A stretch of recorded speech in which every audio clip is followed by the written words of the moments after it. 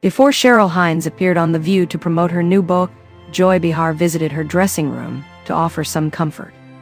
Hines was on the ABC show to discuss her book, but the conversation quickly turned to her husband, Robert F. Kennedy Jr.'s controversial views as Secretary of Health and Human Services.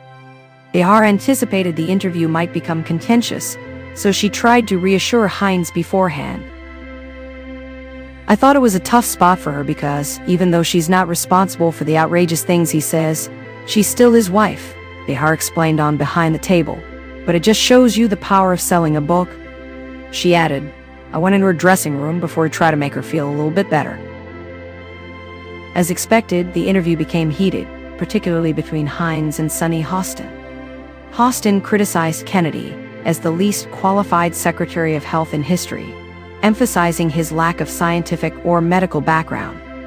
Hines countered by pointing out that one of President Barack Obama's Secretaries of Health and Human Services was an economist. Hostin remarked, "He has also spread a lot of misinformation, a lot of chaos, a lot of confusion, and I think it's just a very dangerous thing. I say it with the utmost respect."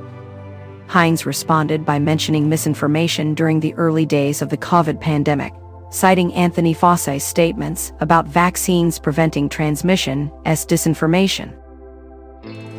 Hostin interrupted, "He's connected circumcision to autism," to which Hines replied, "May I finish?"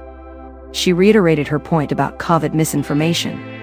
Throughout the discussion, Whoopi Goldberg tried to moderate, noting that this is not your fight, really, to be fighting, while also mentioning that Robert F. Kennedy Jr. has declined to appear on the show.